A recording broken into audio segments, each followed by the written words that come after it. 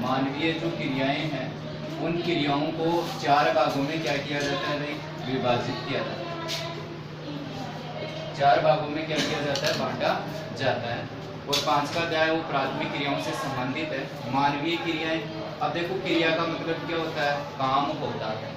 मनुष्य अपना जीवन यापन करने के लिए जो कार्य करता है उन्हीं कार्यों को किसके अंतर्गत शामिल किया जाता है, मानवीय क्रियाओं के अंतर्गत शामिल किया जाता है। यानी मनुष्य के द्वारा अपना जीवन यापन करने के लिए अर्थात पेट भरने के लिए जो कार्य वो करता है, जो काम करता है, उनको मानवीय क्रियाओं के अंतर्गत क्या किया गया है, शामिल किया गया है। उसके बाद में देखो आर्थिक क्रियाएं हैं, तो मानव के वो क्रियाकलाप जिनसे आय प्राप्त होती है, यानी मनुष्य जो काम करता है, यानी मनुष्य के द्वारा जो काम किए जाते हैं, जो कार्य किए जाते हैं, और उन कार्यों के बदले यदि उसे आय प्राप्त होती है, धन प्राप्त होता है, ऐसे क्रियाओं को आर्थिक क्रियाओं के नाम से क्या किया जाता है, पुकारा जाता है। और विश्व में मानवीय आर्थिक क्रियाओं को कितने भागों में विभाजित किया गया है, 4 भागों में विभाजित किया गया है।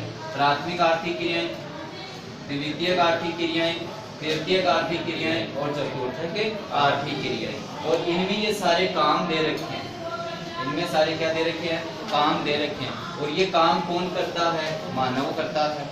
और इसके बदले मानव को क्या प्राप्त होती है, आय प्राप्त होती है, धन प्राप्त होता है। तो इनको मानवीय क्रियाएं कहा जाता है। इनको आर्थिक क्रियाओं के नाम से क्या किया जाता है, पुकारा जाता है। उसके बाद में देखो प्राथमिक क्रियाओं के अंतर्गत संग्रहण करना, वस्तुओं को एकत्रित करना, है ना। जैसे कि विश्व में आज भी कई ऐसी जनजातियां हैं जो वस्तुओं को क्या करती हैं, एकत्रित करती हैं। जैसे फल फ्रूट, है ना, कंद मूल, छाल, पत्तियां आदि को क्या किया जाता है, एकत्रित किया जाता है। आखेट का मतलब होता है शिकार करना, मछली पकड़ने का कार्य, पशु पालन करने का कार्य, खनन का कार्य, खनिजों को निकाला जाता है ना, खनिजों को निकालने की जो प्रक्रिया होती है, जो विधि होती है, उसको क्या कहा जाता है, खनन कहा जाता है। और कृषि जो कार्य है, ये कार्य किसके अंतर्गत आते हैं, सारे प्राथमिक आर्थिक क्रियाओं के अंतर्गत आते हैं। अर्थात प्राथमिक आर्थिक क्रियाओं के अंतर्गत उन कार्यों को शामिल किया जाता है जो प्रत्यक्ष रूप से किससे जुड़े हुए होते हैं, पर्यावरण से जुड़े हुए होते हैं। किससे जुड़े हुए होते हैं, पर्यावरण से जुड़े हुए होते हैं। या हम ये कह सकते हैं कि प्राथमिक जो व्यवसाय है, या प्राथमिक जो आर्थिक क्रियाएं हैं, या प्राथमिक मानवीय जो क्रियाएं हैं, उन मानवीय क्रियाओं के अंतर्गत उन आर्थिक क्रियाओं को या उन कामों को शामिल किया जाता है जो प्रत्यक्ष रूप से किससे जुड़े हुए होते हैं, भूमि के उपयोग से जुड़े हुए होते हैं, भूमि के विदोहन से जुड़े हुए होते हैं। उनसे संबंधित जो कार्य होते हैं वो प्राथमिक आर्थिक क्रियाओं के अंतर्गत क्या किए जाते हैं, शामिल किए जाते हैं। इसके अंतर्गत कौन से कार्य आ जाएंगे, संग्रहण करना, आखेट करना, मछली पकड़ना, पशुचारण, खनन, कृषि आदि कार्य इसके अंतर्गत क्या किया जाता है, शामिल किया जाता है। कई बार बोर्ड एग्जाम में पूछ लिया जाता है प्राथमिक आर्थिक क्रियाओं के उदाहरण लिखिए, तो ये उसके उदाहरण हो गए, ये इसके कार्य हो गए। ये जो व्यवसाय है वो किसके अंतर्गत आ जाएंगे, प्राथमिक व्यवसाय के अंतर्गत। प्राथमिक आर्थिक क्रियाएं भी कहा जाता है इनको, और मानवीय क्रियाएं भी कहा जाता है। उसके बाद में द्वितीय के जो आर्थिक क्रियाएं होती है उनके अंतर्गत बैंकिंग है, विनिर्माण का कार्य है। विनिर्माण के अंतर्गत कौन आ जाएंगे भाई, उद्योग आ जाएंगे। निर्माण के अंतर्गत किसको शामिल किया जाता है, उद्योगों को शामिल किया जाता है। निर्माण कार्य के अंतर्गत जैसे भवन बनाना, सड़क बनाना, है ना। क्योंकि द्वितीय जो आर्थिक क्रियाएं होती हैं, है ना, जब हम मान लो कच्चे माल का उपयोग करें, उनका रूप परिवर्तन कर नवीन वस्तु का क्या करते हैं, निर्माण करते हैं, उनसे संबंधित जो काम होंगे ना वो किसके अंतर्गत आ जाएंगे, द्वितीय व्यवसाय के अंतर्गत आ जाएंगे। बैंकिंग करना, विनिर्माण, भवन निर्माण, सड़क निर्माण, ये जो कार्य हैं ये द्वितीय आर्थिक क्रियाओं के अंतर्गत इनको क्या किया जाता है, शामिल किया जाता है। उसके बाद में तृतीय व्यवसाय की यदि हम बात करें तो परिवहन है, व्यापार है, बैंकिंग है, संचार है। उसके बाद में देखो तृतीय क्रियाओं के अंतर्गत परिवहन है, व्यापार करना, बैंकिंग कार्य है, संचार कार्य है, मनोरंजन, सुरक्षा, शिक्षा, स्वास्थ्य और प्रशासन, इनको किसके अंतर्गत शामिल किया जाता है, तृतीय व्यवसाय के अंतर्गत शामिल किया जाता है। देखो ये इसके अंतर्गत वो मानवीय क्रियाएं आती हैं जो वस्तु के निर्माण में प्रत्यक्ष रूप से सहायक नहीं होती, अप्रत्यक्ष रूप से क्या होती है, सहायक होती है। उन्हें क्रियाकलापों को इसके अंतर्गत क्या किया जाता है, शामिल किया जाता है। और दूसरा किसको शामिल किया जाएगा, सेवा सेक्टर को। सेवा सेक्टर बोल दो, सेक्टर का मतलब होता है क्षेत्र। सेवा से संबंधित जो कार्य होते हैं वो तृतीय व्यवसाय के अंतर्गत क्या किए जाएंगे, शामिल किए जाएंगे। जो किससे संबंधित होंगे, सेवा सेक्टर से संबंधित होंगे। भाई सेवा करने का जो कार्य है वो विभिन्न लोगों के द्वारा किया जाता है, लेकिन उनके बदले उनको क्या किया जाता है, भुगतान किया जाता है। जैसे डॉक्टर है ना, अध्यापक है, नाई है, धोबी है, ये सेवा करने का कार्य करते हैं, लेकिन उन कार्यों के प्रति इनको क्या करना पड़ता है, भुगतान करना पड़ता है। और हमने आर्थिक क्रियाओं की परिभाषा ये, आर्थिक क्रियाएं क्या होती हैं कि वे क्रियाकलाप मनुष्य के वे कार्य जिनसे उसको क्या प्राप्त होती है, ये कार्य करने से उसको क्या प्राप्त होगा, आय प्राप्त होगी, धन प्राप्त होगा।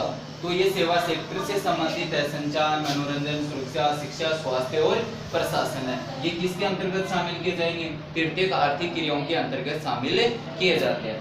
उसके बाद में यदि हम चतुर्थक व्यवसाय की बात करें तो शोध का कार्य है, वैज्ञानिक आविष्कार करते हैं, शोध का कार्य करते हैं।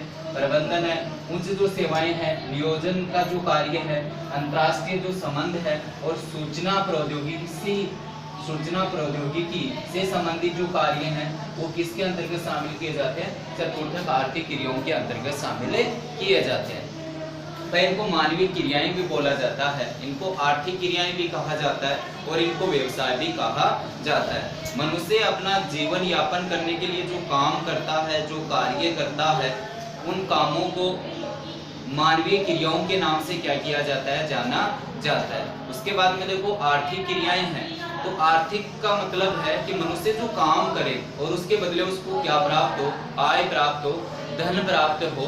तो ऐसी कामों को या ऐसी क्रियाओं को किसके अंतर्गत शामिल किया जाता है, आर्थिक क्रियाओं के अंतर्गत शामिल किया जाता है। और विश्व में मानवीय आर्थिक क्रियाओं को कितने भागों में विभाजित किया गया है, 4 भागों में विभाजित किया गया है। प्राथमिक है, तृतीयक है, तृतीयक है और चतुर्थक है। ये सारी आर्थिक क्रियाएं हैं, और ये इनमें क्या है, कार्य है ना। इनकी आय कम होती है, इनकी अधिक होती है, इनकी और अधिक होती है, और इनकी क्या होती है, और अधिक होती है ना। तो आय के आधार पर कहते हैं या आर्थिक क्रियाओं के आधार पर कहते हैं कि विश्व में मानवीय आर्थिक क्रियाओं को कितने भागों में विभाजित किया गया है, 4 भागों में विभाजित किया गया है। मनुष्य ये कार्य करके क्या करता है, अपना जीवन यापन करता है। इसको व्यवसाय कहा जाता है, इसको मानवीय क्रियाएं या इसको आर्थिक क्रियाओं के नाम से क्या किया जाता है।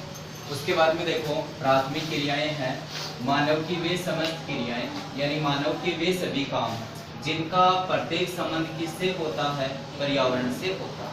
यानी मानव की वो क्रियाएं जो प्रत्यक्ष रूप से किस पर निर्भर रहती हैं, पर्यावरण पर निर्भर रहती है। यह इसके अंतर्गत सारी वो क्रियाएं हैं जिनके कारण मनुष्य को पर्यावरण पर क्या रहना पड़ता है, निर्भर रहना पड़ता है, प्रकृति पर निर्भर रहना पड़ता है ना। ये सारी जो क्रियाएं हैं, या इसकी परिभाषा हम ऐसे भी दे सकते हैं, मानव की वे समस्त क्रियाएं जो भूमि के विदोहन से जुड़ी हुई होती हैं, पृथ्वी के उपयोग से जुड़ी हुई होती है, सीधा उनका संबंध किससे होता है, पृथ्वी के धरातल से होता है। उनसे संबंधित जो कार्य होते हैं वो प्राथमिक व्यवसाय के अंतर्गत क्या किए जाते हैं, शामिल किए जाते हैं। भाई जैसे कृषि है, कृषि वाला जो काम है वो किससे जुड़ा हुआ है, भूमि से जुड़ा हुआ है ना। भूमि से पर्यावरण का सीधा क्या करते हैं, हम उपयोग करते हैं। खनन है, आखेट है, उसके बाद में संग्रह है। ये सारे जो कार्य हैं, मछली पकड़ना वगैरह, ये सारे जो कार्य हैं वो डायरेक्ट किससे जुड़े हुए होते हैं, पर्यावरण से जुड़े हुए हैं। प्रत्येक रूप से हम मनुष्य ये जो कार्य करेगा तो प्रत्येक रूप से किसका उपयोग करेगा, भूमि का उपयोग करेगा, ठीक है ना। उनसे संबंधित जो आर्थिक क्रियाएं होंगी वो किसके अंतर्गत आएंगी, प्राथमिक आर्थिक क्रियाओं के अंतर्गत। प्राथमिक क्रियाओं के अंतर्गत क्या किया जाएगा, उनको शामिल किया जाएगा। उसके बाद में देखो इसमें पहली है आखेट और भोजन संग्रह। आखेट का मतलब होता है शिकार करना, है ना, और भोजन संग्रह का मतलब होता है खाने योग्य जो वस्तुएं होती हैं उनको क्या करना, एकत्रित करना। प्राचीन कालीन समय में आदिम कालीन जो मानव था, आदिम का मतलब होता है प्राचीन, कालीन का मतलब होता है, काल का मतलब क्या होता है, समय, है ना। प्राचीन कालीन समय में मनुष्य भोजन के लिए, है ना, किसका कार्य करता था, आखेट और भोजन संग्रहण का कार्य करता था। जैसे जंगली जो जानवर थे उनका शिकार करना, पशुओं का क्या करता था, शिकार करता था। उसके साथ साथ वो जिस वातावरण में रहता था या वो जंगलों में निवास करता था, तो जंगलों में पाए जाने वाले जो पेड़ पौधे थे, उन पेड़ पौधों की पत्तियां हैं, छाल है, फल फूल है आदि को क्या करता था, भोजन के लिए एकत्रित करता था। उनसे अपना क्या करता था, पेट भरता था। और इन लोगों के द्वारा भोजन के लिए, वस्त्र के लिए, रहने के लिए आदि आवश्यकताओं की पूर्ति करने के लिए इन लोगों को किस पर निर्भर रहना पड़ता था, पशुओं और वनस्पतियों पर क्या रहना पड़ता था, निर्भर रहना पड़ता था। ये अपनी जो आवश्यकताएं थी, भोजन की आवश्यकता, वस्त्र की आवश्यकता, ये सारी जो आवश्यकताओं की पूर्ति है, ये लोग कहाँ से किया करते थे, जंगलों से किया करते थे, पशुओं से किया करते थे। और आज भी विश्व के उच्च और निम्न अक्षांशीय जो क्षेत्र है वहां पर ये क्या किया जाता है, आखेट और भोजन का कार्य किया जाता है। विश्व में उच्च अक्षांश और निम्न अक्षांश ऐसा पर्यावरण जो मानव के लिए क्या नहीं पाया जाता, अनुकूल नहीं पाया जाता, फिर भी उन क्षेत्रों में मनुष्य क्या करता है, निवास करता है। जहाँ वनस्पति, कृषि, खनन आदि का कार्य नहीं किया जा सकता, उन क्षेत्रों में मनुष्य, वहां पाए जाने वाले जंगली जानवर और वहां पाई जाने वाली वनस्पतियों पर क्या रहता है, निर्भर रहता है। उस उच्च अक्षांशों की यदि हम बात करें तो उत्तरी कनाडा है, उत्तरी यूरेशिया है, यूरेशिया यूरोप और एशिया का उत्तरी भाग है, और दक्षिणी चिली है। निम्न अक्षांश की बात करें, अमेजन बेसिन है, उष्णकटिबंधीय अफ्रीका वाला भाग है, ऑस्ट्रेलिया है, और दक्षिण पूर्वी एशिया के जो आंतरिक प्रदेश हैं, पर्वतीय और पठारी दुर्गम जो क्षेत्र है, वहाँ आज भी लोगों के द्वारा, है ना, भोजन, वस्त्र और रहने के लिए वो प्रत्यक्ष रूप से किस पर निर्भर रहते हैं, प्रकृति पर निर्भर रहते हैं, पशुओं पर और वनस्पति पर क्या रहते हैं, निर्भर रहते हैं। यदि हम उच्च अक्षांशों की बात करें भाई, देखो भूमध्य रेखा 0 डिग्री से 0 डिग्री, ग्लोब पर 0 डिग्री से 0 डिग्री जो रेखा होती है या जो अक्षांश रेखा होती है उसको क्या कहा जाता है, भूमध्य रेखा कहलाती है, क्योंकि ये ग्लोब के बीचों बीच गुजरती है और ग्लोब को कितने भागों में विभाजित कर देती है, 2 भागों में विभाजित कर देती है। भूमध्य रेखा के उत्तरी वाला भाग उत्तरी गोलार्ध कहलाता है और नीचे वाला भाग, दक्षिणी जो भाग है वो क्या कहलाता है, दक्षिणी गोलार्ध कहलाता है। 0 डिग्री से लेकर उत्तर की तरफ 23.5 डिग्री उत्तरी अक्षांश और 0 डिग्री से लेकर 23.5 डिग्री दक्षिणी अक्षांश। ये उत्तरी अक्षांश और ये दक्षिणी अक्षांश। ये कैसे अक्षांश हैं, निम्न अक्षांश है। ये कैसे अक्षांश है भाई, निम्न अक्षांश है। उसके बाद में 66.5 डिग्री से लेकर और 90 डिग्री तक इधर, और ये 90 डिग्री। ये जो अक्षांश आएंगे ये किसके अंतर्गत आते हैं, उच्च अक्षांशों के अंतर्गत आते हैं।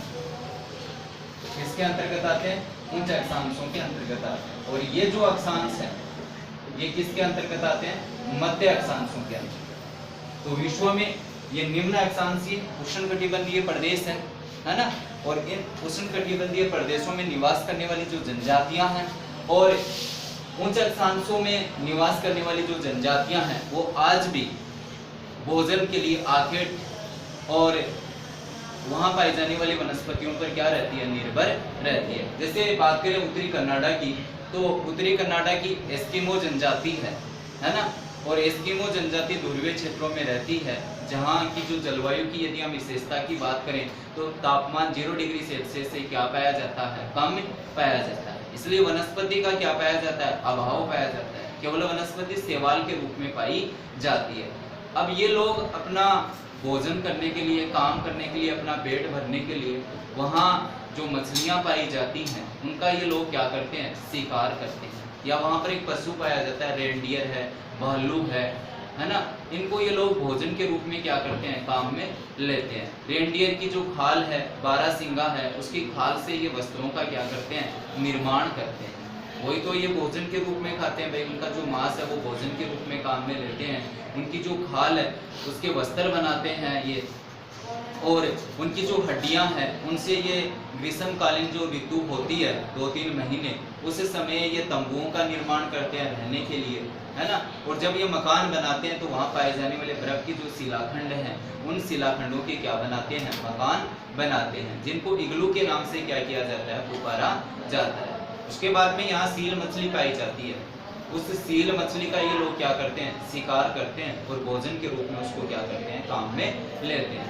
यदि बात करें उष्णकटिबंधीय कालारी मरुस्थल की, वहाँ बेचवानालैंड जो प्रदेश पड़ता है, वहाँ बुशमैन जनजाति निवास करती है। और वो बुशमैन जनजाति, वहाँ जल का अभाव पाया जाता है, तापमान क्या पाया जाता है, अधिक पाया जाता है, वनस्पति का अभाव पाया जाता है, ठीक है। और जो वहाँ वनस्पति पाई जाती है, झाड़ियाँ हैं वगैरह, ये जो वनस्पति, घास फूस, ये जो वनस्पतियां पाई जाती है, इनको ही भोजन के रूप में ये लोग क्या करते हैं, काम में लेते हैं। उसके साथ साथ जो जंगली जानवर है उनका ये लोग क्या करते हैं, शिकार करते हैं, ठीक है। तो विश्व में आर्किड और भोजन संग्रहण का कार्य आज भी किया जा रहा है। उच्च अक्षांश और निम्न जो अक्षांश वाले क्षेत्र है, वहाँ विश्व में आज भी भोजन का क्या किया जाता है, संग्रहण। देखो उसके बाद में है पशुचारण। पशुओं को चराना, उनको पालना, है ना, उनके लिए निश्चित बाड़ों की व्यवस्था करना, या उनको एक स्थान से दूसरे स्थान पर चराना, ये जो व्यवस्था होती है इसको क्या कहा जाता है, पशुचारण कहा जाता है। और विश्व में पशुपालन का जो कार्य है वो 2 स्तर पर किया जाता है। पशुपालन का या पशुचारण का जो कार्य है इसको 2 भागों में विभाजित किया जाता है। एक है चलवासी पशुचारण और दूसरा है वाणिज्यिक पशुचारण या व्यापारिक पशुचारण। चलवासी, जब पशुपालक जहाँ पानी की उपलब्धता है, जहाँ चारागाह की उपलब्धता है, यानी जहाँ घास की उपलब्धता है ना, उन क्षेत्रों में ये जो पशुपालक होते हैं अपने पशुओं को क्या करते हैं, स्थानांतरित करते हैं, अर्थात घूम कर अपने पशुओं को क्या करते हैं, चराते हैं। ऐसे पशुपालन को क्या कहा जाता है, चलवासी पशुचारण कहा जाता है। यानी जब एक पशुपालक जहाँ मान लो घास की उपलब्धता है ना, जहाँ पानी की उपलब्धता है, उन क्षेत्रों में अपने पशुओं को क्या करते हैं, ले जाते हैं और वहाँ जाकर उनको क्या करते हैं, चराते हैं। ये जो पशुपालन की जो प्रक्रिया है वो क्या कहलाती है, चलवासी पशुचारण कहलाता है ना। इसमें प्रमुख पशुओं की यदि हम बात करें तो गाय है, बैल है, बकरी, भेड़, ऊंट, रेंडियर, याक आदि पशुओं को क्या किया जाता है, पाला जाता है। एक साथ में सभी पशुओं को क्या करते हैं, पालते हैं। यानी भेड़ भी है, बकरी भी है, ऊंट भी है, घोड़े भी हैं, गधे भी हैं, खंचर है, आदि पशुओं को एक साथ में ही क्या किया जाता है, पाला जाता है। अलग अलग नहीं होते इसमें। चलवासी पशुचारण में पशु क्या नहीं होते, अलग अलग नहीं होते। जिस क्षेत्र में जो पशु पाए जाते हैं उन्हीं पशुओं को क्या किया जाता है, पाला जाता है। जिन क्षेत्रों में जो पशु पाए जाते हैं उन्हीं पशुओं को क्या किया जाता है, पाला जाता है। और ऐसा कार्य करना क्या कहलाता है, चलवासी पशुचारण कहलाता है। यानी अपने पशुओं को चारागाह है और पानी की उपलब्धता के आधार पर एक स्थान से दूसरे स्थान पर चराने की जो प्रक्रिया होती है वो क्या कहलाती है, चलवासी पशुचारण कहलाता है। इसमें पशुपालक एक निश्चित चारागाह की व्यवस्था नहीं करता, निश्चित स्थान की व्यवस्था नहीं करता, है ना। जहाँ उसको घास क्या हो जाए, उपलब्ध हो जाए, जहाँ पशुओं के लिए चारा क्या हो जाए, उपलब्ध हो जाए, वहीं वो अपने पशुओं को क्या कर देता है, स्थानांतरित कर देता है। जैसे हमारे जब शेखावाटी प्रदेश में वर्षा ऋतु प्रारंभ होती है या जब वर्षा होती है उसके बाद में पश्चिमी जो मरुस्थल है उस प्रदेश के जो जिले हैं, है ना, और वहाँ के उनमें पाए जाने वाले चलवासी पशु जो चारक हैं वो किधर आ जाते हैं, शेखावाटी प्रदेश की तरफ आ जाते हैं। क्योंकि उस समय जब वर्षा होती है तो यहाँ घास की क्या होती है, उपलब्धता होती है। ये ऐसा पशुपालन का कार्य क्या कहलाता है, चलवासी पशुचारण का कार्य कहलाता है।